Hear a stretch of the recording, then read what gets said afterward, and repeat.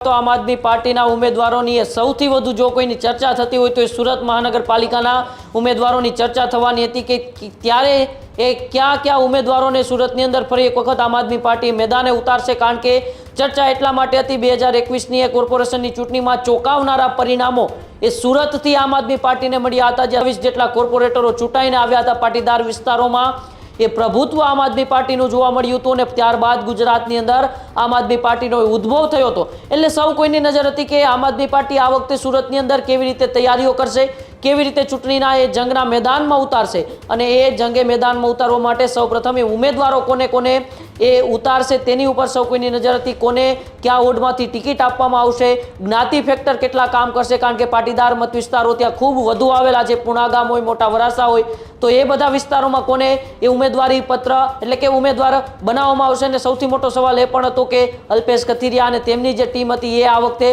भारतीय जनता पार्टीनी अंदर छे एटले एमनी सामे टक्कर लई शके एवा उम्मीदवारोने आम आदमी पार्टी छे तेमने उतारवा पड़े मताने हवे आखरे आम आदमी पार्टीए सूरतनी अंदर पोतानुं जे लिस्ट छे ते जाहिर करी दीधुं छे। तेमां ए जो मुख्य चेहराओनी वात करवामां आवे तो तुलसी लालैया जे विसावदરની विधानसभाની चूंटણીમાં પણ એ ગોપાલ ઇટાલિયાના નજીકના રહ્યા હતા।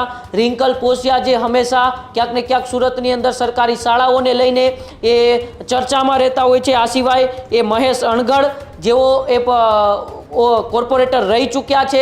આ સિવાય એ પાયલ સાકરિયા તેઓ પણ ગત જે 2021ની ચૂંટણી હતી તેમાં તેઓ એ ચૂંટણી લડ્યા હતા અને ચૂંટણી ત્યાંથી જીત્યા હતા।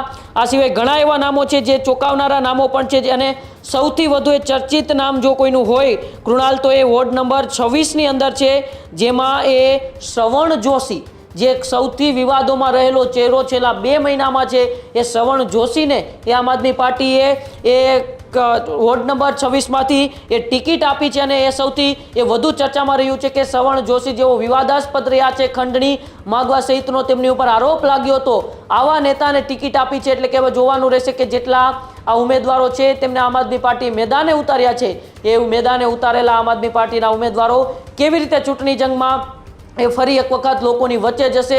આમ આદમી પાર્ટીની જે વિચારધારા છે જે કહેવાય છે કે સ્પષ્ટ છબી છે, સકારાત્મક રાજનીતિ છે, આવા તમામ મુદ્દાઓ લઈને એ જનતાની વચ્ચે જ્યારે જશે અને જ્યારે પછી જ્યારે ચૂંટણીના પરિણામો આવશે ત્યારે જ ખબર પડશે કે હકીકત ફરી એક વખત આમ આદમી પાર્ટી ઉપર સુરતની જનતાએ વિશ્વાસ મૂક્યો છે। ત્યારે જ ન્યૂઝરૂમ ગુજરાતની યુટ્યુબ ચેનલને સબસ્ક્રાઇબ કરો અને ઇન્સ્ટાગ્રામ અને ફેસબુક પર ફોલો કરો। અપડેટ રહો, સત્યની સાથે રહો।